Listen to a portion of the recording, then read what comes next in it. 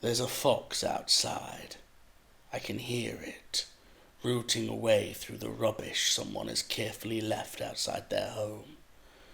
It sniffs around, its wet nose twitching like the large vein in my old boss's head whenever one of us screwed up an order or miscounted the stock. It calls out into the night, a shriek of victory perhaps, or maybe calling more of its kind to come and see the resplendent feast it has found. Before long I can hear teeth ripping the black liners apart and tearing at the soft contents within. The sound is wet, chewy. I raise myself from the bed and cross to the window. The street outside appears empty, the foxes apparently enjoying their feast out of view. A cold breeze waltzes in through the open window, chill December air filling the room, yet I do not feel it. My skin is on fire, my body temperature creeping dangerously high. Rivulets of sweat run down my forehead, spread out from my armpits, and trace a path down the ravine of my spine. I have long since removed all of my clothes in an effort to get cool. It hasn't worked. Still, the fever refuses to leave me. I have lost count now of how long it has held me prisoner in its suffocating grip. I haven't slept in days, that much I know. I think it must have been at least 6 days since I was last able to lose consciousness. On the beige-coloured walls I started marking the days with a red wax crayon, drawing thick, dark gashes into the wall. I must have become delirious at some point, though, for there are currently 13 of the solid marks on the wall. 13 days without sleep. That cannot possibly be correct. The human body simply could not stay awake for that amount of time. Your brain would find a way to put you to sleep, to sink you into oblivion whilst your body conducted much-needed repairs. To stay awake that long would drive anybody mad.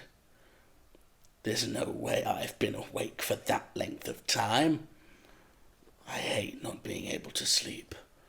I find myself losing all sense of time. Hours fly by in seconds. Seconds stretch on for hours. I look to the wall again. 16 solid red marks now. I don't remember making them. The red crayon lies beneath, broken in half. At some point in the night, the walls start to bleed. Runnels of red dripping from the ceiling and down the boring beige walls. I will need to inform the landlord, I note to myself. He will have to send a repairman. The fox is outside the window now. He's somehow climbed up to the first-floor balcony and stares at me through the window. He's quite large for a fox, mangy too. His fur is matted and huge tufts of it are missing. He watches me with an unnaturally calm gaze, never blinking or turning away. He doesn't move at all, save for the slow and steady flow of drool from his snout. Something about him unsettles me. The banging started next, all across the ceiling above my head, like the footsteps of 50 young girls attempting to ballet dance, leaping across the floor above me as they practice their routines. The fox only drools more. I lost the crayon. Can't find it anywhere. I need some other way to track the days. I smashed the glass picture frame that contains the photo of my family and began using a shard to cut the marks into my left arm. I soon come to relish the pain. Keeps me grounded.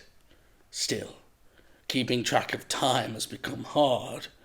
The chances of falling asleep have vanished completely between the boiling fever and the tiny ballet dancers in my roof.